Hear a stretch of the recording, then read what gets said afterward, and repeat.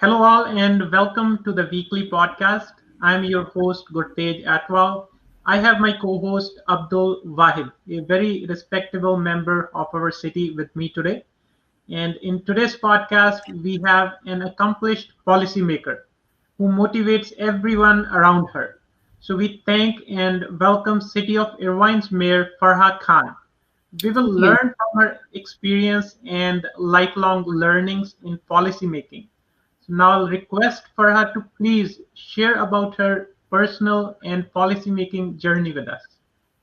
Thank you so much. Thank you for having me. And it's so exciting to get to know both of you and all the accomplishments that you're doing in your city. For me, I never thought about going into politics. It kind of happened naturally. My background is in regulatory affairs. I was a regulatory affairs manager for a biotech company. I'm originally from the Bay Area. And when we moved to Southern California, it was in the very beginnings of the recession, and a lot of the companies out here had hiring freezes. So I got more involved, in my husband's business, got more involved on the nonprofit side, and ended up being hired as the executive director of a local nonprofit. Ran that for a while, and during that time, really got to know about the communities in our area. And all the struggles that they had and all the issues that they were facing, and found myself showing up at city council meetings during public comments and speaking up on behalf of the community and asking those leaders to do what's right, and finding out time after time that they weren't. And so, I was working on a campaign, on someone else's campaign in 2014, and just, felt like this urge that there was a voice that was missing. And so when I brought up the fact that maybe I would be interested in running, I can't tell you how disappointing it was to hear things like, Irvine is not ready for so much diversity, or that someone with a name like mine is unelectable. And of course, for me, challenge is always one of those things I take head on. So when I heard that, it was like, okay, we've got to do something here, because, if I'm hearing these things now, imagine in 5, 10, 20 years, what our next generation is going to be hearing. So we needed to, for me, it was very personal. And so I ran for the first time in 2016. I didn't win my campaign for city council. I actually lost, but I came in fourth out of 11 candidates. So a lot of people started asking, like, who is this person? Where did she come from? How did she get so many votes? And then the second time I ran in 2018, I actually got the highest vote out of 12 candidates for city council. And then, of course, 2 years later, it was a 4-year seat, so I was not planning on doing anything. But 2 years later, I found myself in a position when we were talking about social justice issues in our city. We had a mayor that just didn't get it. With the start of the pandemic and everything else, we have UC Irvine here in our city, and she was telling students that were having a hard time paying their rent to go find a job at Amazon. And when people were speaking up about social injustice, she was telling them to go find another city to live in. And that was just unacceptable. That didn't settle right with me. And so I started asking around if anyone was going to run against this person who was an incumbent for off and on from mayor to city council, 26-year incumbent. And no one wanted to run against her. So I was in a safe seat. I said, you know what, let's give it a shot. And lo and behold, not only did we beat her, but we beat her by 13,000 votes.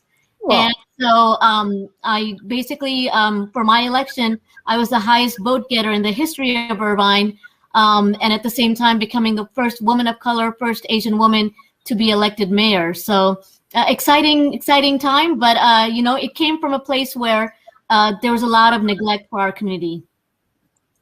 Wow, that's a good journey, and I really appreciate what you told us. And it's always a good thing when lose once, you learn what you have done, and then you go from there. And it was a great achievement that you did, And knowing Irvine is a big city, it's a coming up city. It has got a lot of potential from the days that I knew about it. So you've done a great job. Thank you. Thank you. Yeah, no, thank you very much, Farha. So from the city's perspective, as you mentioned, that there were lots of things that kind of encouraged you to run into or come into this political arena. So what kinds of issues prominently you faced, and what kinds of issues nowadays you are seeing? What is your focus? Where you want to take the city forward? I think one of the most important issues for me was making sure that we were handling the pandemic correctly, and not only that, but planning for economic recovery. I mean, if you've got to plan for the economic recovery long before the pandemic ends, so you do it right. And at the same time, you know, our city it's almost 300,000 in population. It's a growing city, but yet we weren't making ourselves known. We weren't branding our city. And so that was also very important for me to do. And I'll have to tell you, you know, throughout Orange County, our city has had the lowest COVID cases. We had the lowest deaths. And at the same time, we worked hard. One of the first things I did as mayor was commit to creating 2 subcommittees. And one was the COVID-19 task force, and the second was business reopening task force, which really brought together all our healthcare, local healthcare experts, and at the same time for the business, brought our business community together. And so in conjunction, we made sure that while, you know, the county was a little slow in getting us the resources we needed, we worked through different venues and avenues, making sure that we brought in the vaccines as soon as possible, especially first to our most vulnerable seniors, and then, of course, to the rest of the community. We're the only city in Orange County that not only had its own testing site, but also had its own vaccine site as well. And it was a drive-through format. We did it ourselves, didn't wait on the county. And so these are the type of things you get to do when you're really forward thinking and making sure that you're serving the community. So it's been really exciting. And right now, you know, I'm working a lot with our business reopening task force, making sure that we're safeguarding our current businesses and opening those doors, especially to those startups and tech companies that are looking for a home in our city. So far, you know, all those policies and stuff that you have got away, I'm going to divert you a little bit away from that. And this is for the younger generation that they are watching, they want to listen from you. So at what age, you know, you will get into helping the public? Wow, at what age? You know, very young, I think, because I remember when we were very, very young, my mom used to make my sisters and I, you know, take things to the masjid, right? So if it was Ramadan, she would cut up the fruit or make some rice, and we would have to go and deliver it. So it was always, the service part was always something that we grew up with. Service continued with me in high school, continued with me in college. And, you know, even after my shift from corporate to nonprofit, service became a very important part of the work that I did. So I say, you know, for me, I am doing the same with my 2 boys, making sure that they're out there serving. And it's something that I think everyone should have in their life. You got to give back. Yeah, you know, and that's good to know, because, you know, helping community at the young age.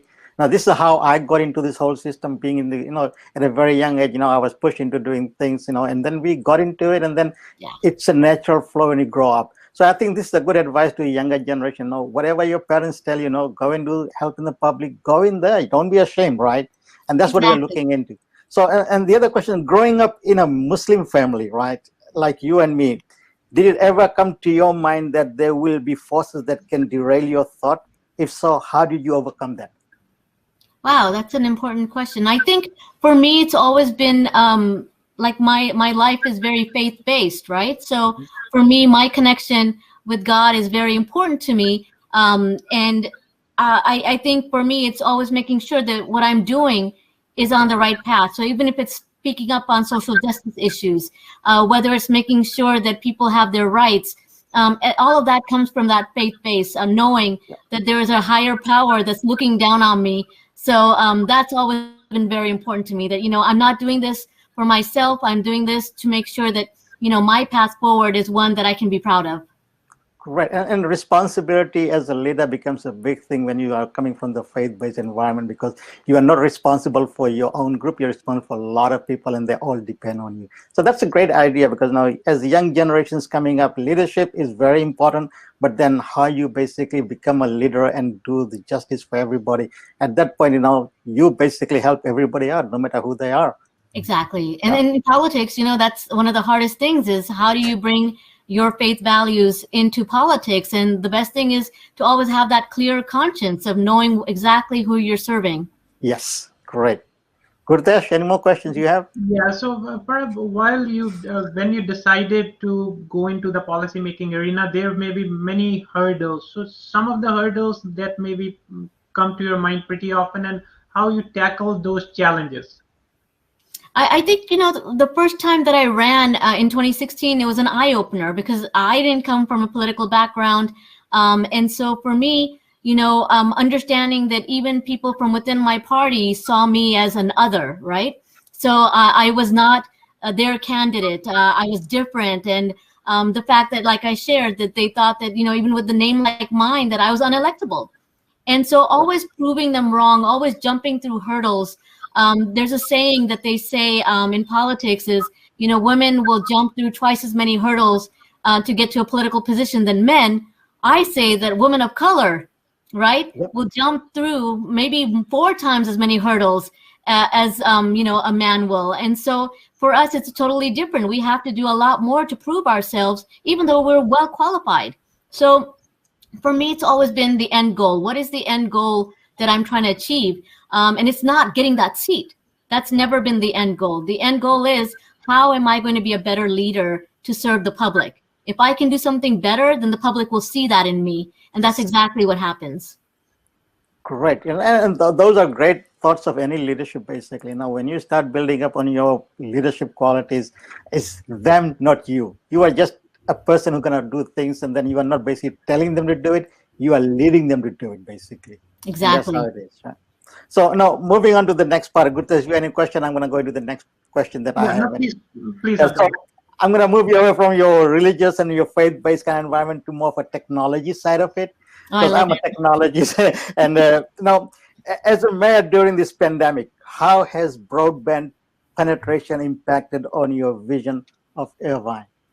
Broadband? Yeah, broadband.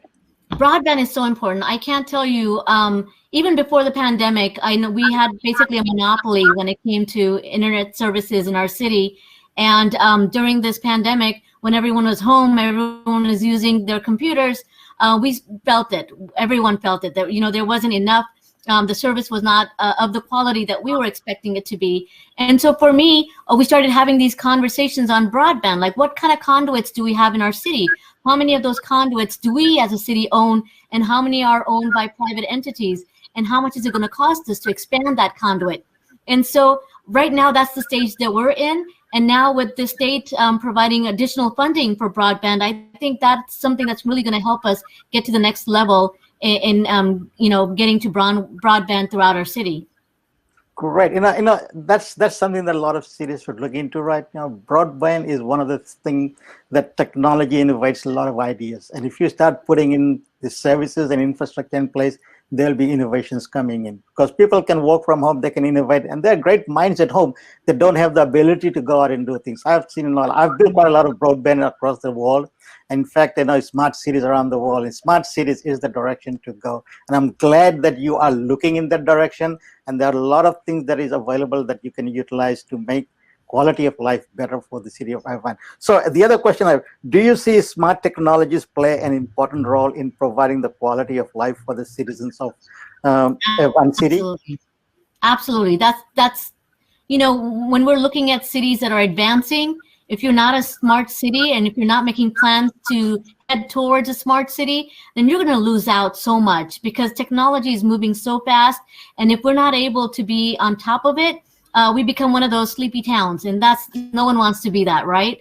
Everyone wants to be ahead when it comes to technology. So smart cities and there's a lot that I'm learning right now. And it's something that you just don't know about, but then I'm always open to learn more, because right now, just little tweaks, like our lighting poles, how are we handling them? Because they can be more than just lights. They can be transponders, they can be a microphone, not a microphone, but are they speakers? In case of an emergency, so letting people in that area know that there's an emergency or what they need to do. There's just so many opportunities when it comes to smart cities, and I'm ready to delve into them and see what we can do here. Right. I think that's the direction a lot of cities should look into right now. Smart cities, building your infrastructure, that's the foundation of it. Once you have done that, technologies can overlay on top of that. There's no end to it. And I think you are doing a great job on that. Oh, thank you for that answer. Yeah, no, as you mentioned that, yeah, so job opportunities, they will come with this fiber optics, with the broadband. If you have more broadband, companies will invest and they'll come to these bigger cities. So the other aspect is education. So how is education you are seeing in the city of Irvine? As you mentioned earlier, that earlier the previous mayor, they were not that much focused to give the opportunities or listen to the problems of the students, because those are the assets. If the students are there, good education system is there, then only they will stay in those cities, work in those companies. Otherwise they will move to some other cities, to other universities. There's very rare chance they will come back to the city where they grew up. So how you kind of try to retain the workforce or the students that graduate from your universities, so that they stay and add value to the city where they grew up? So one of the things that we're focusing on is, as businesses are expanding and businesses are making Irvine their headquarters, we want to have that open dialogue on where are they hiring from, right? So we've got a great university here, and are they providing those opportunities locally? Because it doesn't work if businesses come in and they start bringing people from outside, and then our local workforce is not even tapped into. So of course people start to move out, and then they start to leave your city. But one of the most committed people are those that grew up in a city and want to stay there. And so our job is to make sure that those opportunities are open to not only our students that are graduating from our universities, but also our local workforce that's looking for work. Not only that, but when you have people that live and work in the same city, you're going to reduce traffic right then and there, because you're not going to have that overflow of commuter traffic coming into your city every day. So there's a lot of benefits of making sure that we have a strong local workforce that is able to get hired locally as well. Right. And the other thing is they can add value more to the city because they grew up there, they know the ground level issues, and they will be more inclined to add value to their own city. So, Absolutely. like so like all the cities around Irvine, that is very well established technologically as well as population wise. So lots of cities, they are growing. Like in Central Valley cities, they are at a juncture where going to the next level. It developed city, it has its own issues. So how do you see, so what kinds of issues or what kind of advice you have for the younger cities that are growing, so that they can kind of tailor around or mitigate those concerns? Absolutely. Irvine is one of the most master planned cities. And we have to thank all those that came before us for coming up with the concept of a master plan. And for younger cities, I always say, you got to make sure that you're doing things right in the beginning, because it's harder to come back and fix. Once things are already set into place, whether it's your infrastructure or anything else, it becomes very difficult to fix it later. So take your time and really get educated on what the best policies are, what the best structures are, what the best infrastructure is, and make sure you're bringing that into your city. Because if you start off on a strong foothold, it's going to benefit your city for years to come. Right. Definitely, yeah. So, no, the other thing that I want to talk to you on this one is, like, this pandemic has created a lot of problems for a lot of people. In fact, the cities are struggling, the funds are not coming in. How is the hospitality industry, coping up, and what are you doing for the hospitality industry? The hospitality industry, especially in our region, was hit really hard. Yes. We rely a lot on tournaments and conferences. And so what happened was, when we knew that we were in a more stable position when it came to the pandemic, I actually met with our hotel, all of our hotels in the city, with the Irvine Chamber, and we did we did outreach to the governor. I wrote letters. I know they did.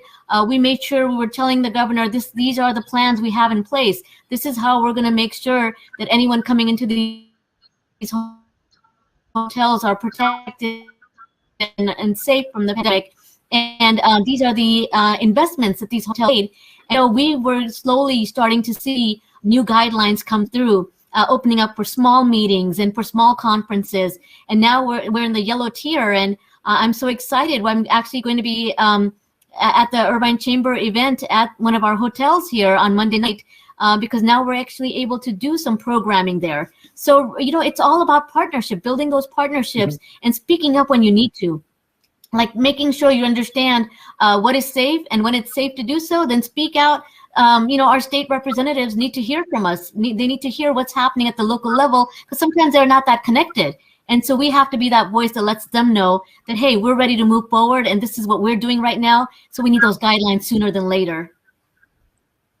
Right. Yeah. Yeah. Hospitality industry is very much right now at the moment the forefront of a lot of people, because I remember going down to Irvine. John Wayne Airport was my famous airport, basically flying in and flying out instead of going to LAX. But Right. yeah, there were a lot of hotels and there are a lot of places that I could go down. And apparently, I was kind of like, when I heard about all this pandemic, that was first thing that came to my mind. Now, what about these hotels and stuff like that? There were a lot of conferences in Irvine, and I hope you continue doing those kind of incentives for the people to come down over there. Absolutely. Yeah, so one thing you mentioned, the advice to the younger cities is the master plan and general plan, just to focus on those plans. So is there any mechanism like the general plan, if the smaller cities, they are drafting them, so can they take help from the bigger cities, or your city kind of mentor those smaller cities just so that they can learn and they can kind of follow through the advice? Absolutely. We're always willing to sit down with anyone to share what we've done and share our best practices. But a lot of times, I'll tell people that are in elected positions that are looking to make their cities even better is, you join the League of California Cities, get to talk to other elected officials and other commissioners and find out what they're doing. I learned so much from not only the League of California Cities, but the U.S. Conference of Mayors, where I'm, learning from mayors across the country and what they're working on and bringing that back. One of the things that I brought back, I think this was a East Coast city that did this early on in the pandemic. They came up with an initiative that really, instead of being punitive towards their community members, they made it into a community effort to wear the mask and take a pledge and say, you know what, I'm going to do this for my city. I'm going to do this for my community, for my neighbors. So we did that too. We did the Irvine Cares Pledge, where people could go online to our city's website. They could, sign on to that pledge. And basically we had these masks with a little logo on it that said Irvine Cares that we shipped off to our residents. And I'll tell you that not only the residents got involved, but our businesses started getting involved. So we made decals for them to put on their windows. So when people walked in and saw that decal, they knew that was a business that was going to do everything right to protect not only their employees, but their guests that were coming in. And so this was a movement that helped us. So when other cities were like, fining people for not wearing a mask, we did it the opposite way and did that because we learned from another city. So it's always good to share resources from one another. Yeah, no, thank you, Farah. So, and another thing, like now the COVID is kind of dying down, and businesses, they are planning to start opening. As you mentioned, you have a task force which is encouraging or helping those businesses. So, how do you see the plan for those businesses going forward, so how they can open up back up and can flourish? We did a lot with our business community, especially our restaurants. We made sure that as soon as it was safe that we were providing outdoor seating areas. We converted some of our parking lots into outdoor seating areas and made sure that the permitting process was as easy as possible. We had a really quick turnaround time. So if a restaurant came in within 24 hours, they had a permit where they could set up their outdoor dining. And we made sure that we were working with all of our shopping centers and our landlords within the city to make sure that they were following the same guidelines that we were putting out and that everyone was on the same page. And right now, through the county, we've had business grants outside of the PPP loans and grants. We've had local grants that we put out for the businesses. The first round was $10,000 grants that the business could use in any way that they wanted to, whether it was paying back deferred rents or upgrading their business. And then there was a second round where we added $5,000 for businesses to apply for. And now with this new round of federal money coming in, we're going to be reaching out to the county and trying to get some more business grants. Again, the goal is, when you talk about economic recovery, you can't recover economically if people are still carrying debt from this past year. And so one of the goals of mine has been making sure people are debt free by the time we reopen. And we're doing great with our residents right now. Through our state and federal outreach, we were able to get enough funding to basically pay back any deferred rent that any of our residents have. So we've had a little over, I think, 2,500 people that applied, and we are funding all of them. So that means these folks are going to get all their deferred rents paid, and so they can look forward to being on time and not having debt carried over. And we want to do the same thing with our business community as well. Right. So I'm going to take you away from the business to a social justice and injustice kind of environment. Every city has this problem, homelessness, right? How are you tackling that? Well, I hate to brag, but we're one of the cities with the lowest count of homelessness because early on, our city developed the Irvine Community Land Trust. And that land trust worked with developers to acquire land for the city, and then through nonprofits developed affordable housing projects. So these are projects that have, a certain percentage for people that are experiencing homelessness, for veterans, for seniors, for those with mental disabilities. And so really, when it comes to affordable housing for these particular groups, Irvine has the highest number. And the way we did it was we dispersed it throughout the city. So it's not like you can drive up a street and say, oh, there's a project and this is an affordable housing project. You can't even tell. And so a lot of times people are living right next door, and they have no idea that one apartment complex is an affordable housing complex and one is not. One is market rate. And so we did an amazing job with that. Right now, I believe we have the highest number of units. We're almost approaching 5,000. And our next goal, a project that we're working on right now is affordable housing for sale. So we are building townhomes that will be for sale at affordable rates, helping those people from apartments move into their own homes and build equity so we can open up those units for new people to come into. Right, that's good to know because that's a problem every city is facing right now, and it's a challenge. And I think you've got a very good model that people can look into and start utilizing that because. And part of the thing that you mentioned was working with the NGOs, like basically the non-profit organizations. Yeah. How are you able to basically leverage the non-profit organizations into this thing? Is there any kind of like a incentive base, or is it something like how much you're gonna get out of this thing, or is it like number of people you're gonna bring into this environment and make them sure that now they are not homeless, but there is a mechanism to measure the success. Yeah. Right. What is your success level? So for us, we have two major nonprofits, the Kennedy Commission and Jamboree Housing, and their entire goal is to develop affordable housing throughout Orange County. And so we work a lot with them. We work with our private developers, and every time that we're building these affordable homes, we've got wraparound services on site for them. So it's making sure that there is a social worker and any other support services needed, whether it's childcare, to really help these families, get back on their feet. And once they get back on their feet, our job and goal is to get them out of the affordable homes into market rate homes so that those open up. As we're building more, we have an inventory that we can open up. But unfortunately, right now, the housing crisis is just out of control. And every time that we just recently had a 68 unit new building that opened up for affordable housing, and 68 units with almost 5,000 applicants. Wow. So you can imagine the need for more affordable housing. And, we are hoping that other cities will pick up the pace as well and do their share so that we can actually get people in the homes that they need to be in. Okay, thank you. Thank you for that. Yeah, good advice. Right, and another thing on the similar kind of issues that every city facing is that traffic. As things are opening up, that issue is coming up again, the freeways as well as the intercity traffic. So what is your plan for this, how you are managing it, and how you see it in future? I want to steal BART from the Bay Area and bring it back to Irvine. That's what I want to do.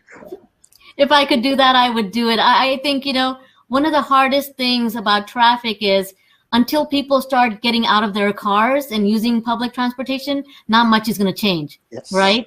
And so it's so important to have good infrastructure when it comes to public transportation, something that our city doesn't have right now. I'll be very honest. We have very poor public transportation.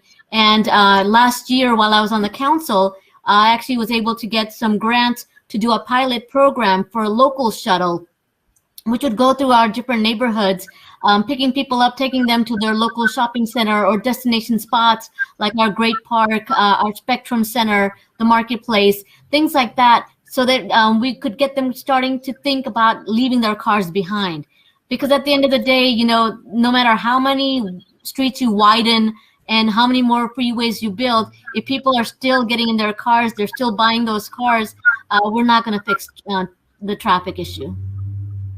Yeah, no, we are kind of at a saturation point where, yeah, we have to think something different, either the smart network or kind of taking leverage of technology or just changing the mindset. So in the same kind of direction, so bikes, because things like COVID, everybody was home, so they wanted to go out. So bike lanes and bikes, so what is the concept around that in Irvine, and how do you see it?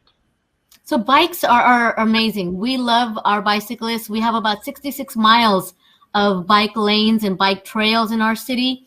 And right now we're actually upgrading a lot of them, making them safer.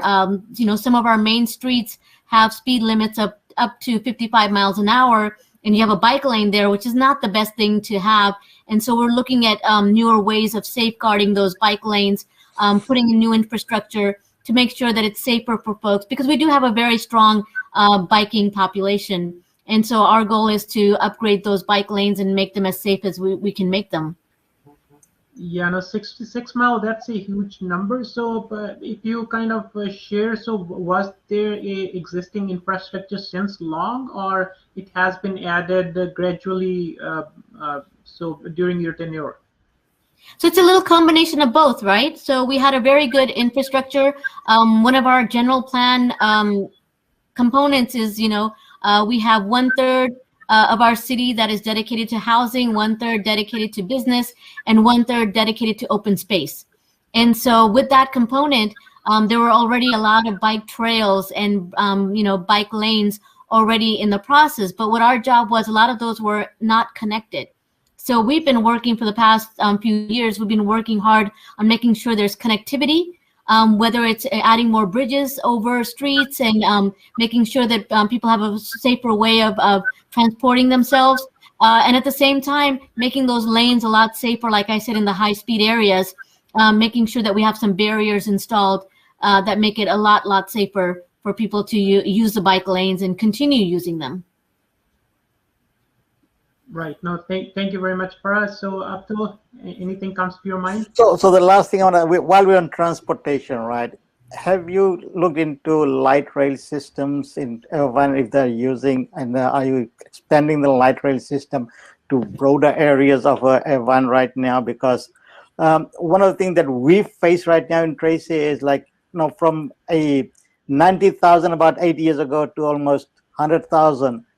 Every household has got about 2 cars. So we're talking about 20,000 cars coming in right now. Where will they go? Right? Is light rail the way to go, or expanding the roads, or building in more overhead passes and stuff like that? How would you recommend a small city like us, what direction to look into? I mean, I think light rail is amazing. I know in our city, maybe about a decade ago or so, there was a ballot initiative to bring light rail into our city, and the voters voted it down. And that's very unfortunate, because right now the light rail throughout Orange County is their tracks are being laid. And I reached out to our Orange County Transportation Authority and said, can we extend it into Irvine? And they're like, you guys voted it down, so you're not even in the plans. And so that's really unfortunate. But I think there is opportunity now for us to bring this back, and it won't happen anytime soon, but we can at least lay the groundwork now and make sure that, you know, in 10 years, 15 years, that we do have some sort of light rail in our city. But it definitely, that being voted down set us back many years. So you have got a lot of businesses out over there in Irvine, high-end businesses basically. Have you tapped onto those people to make it as a business, public-private partnership initiative and bring the light rail and use their stations, naming their stations under the name and stuff like that, which will become like, advertisement for them. So that's something that now a lot of cities are not taking advantage of, because we give a lot of incentive to the businesses to come here. In return, only thing they say, we're going to give you a lot of jobs. But what other incentives that are out over there that they can basically give to us, basically value in kind?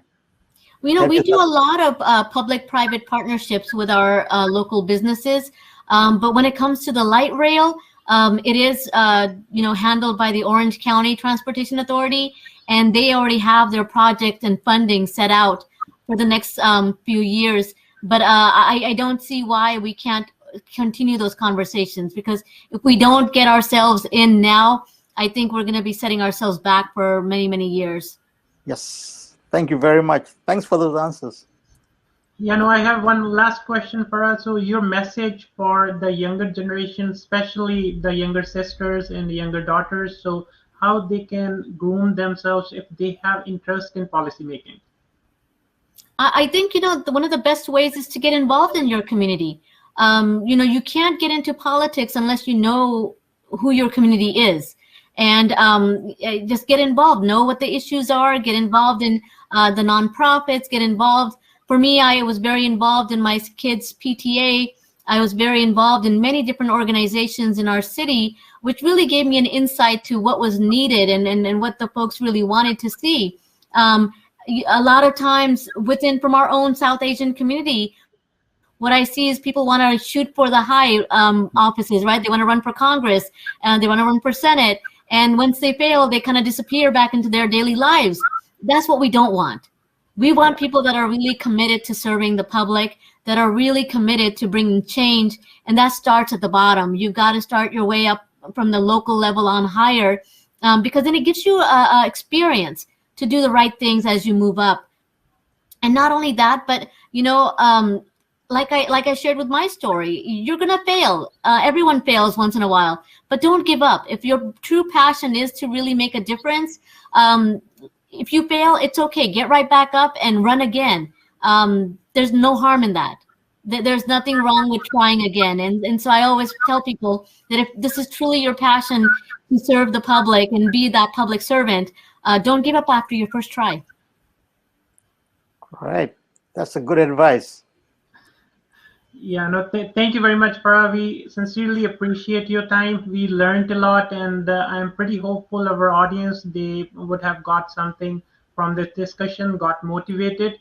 And to our listeners, thank you for watching, and please do send us your questions and we will get those answered. We'll request Farha and other professionals to get those questions answered, and provide us feedback, suggestions for the topics that you want to listen. See you in the next episode. Stay healthy and stay informed. Thank you. Thank you all. Thank you.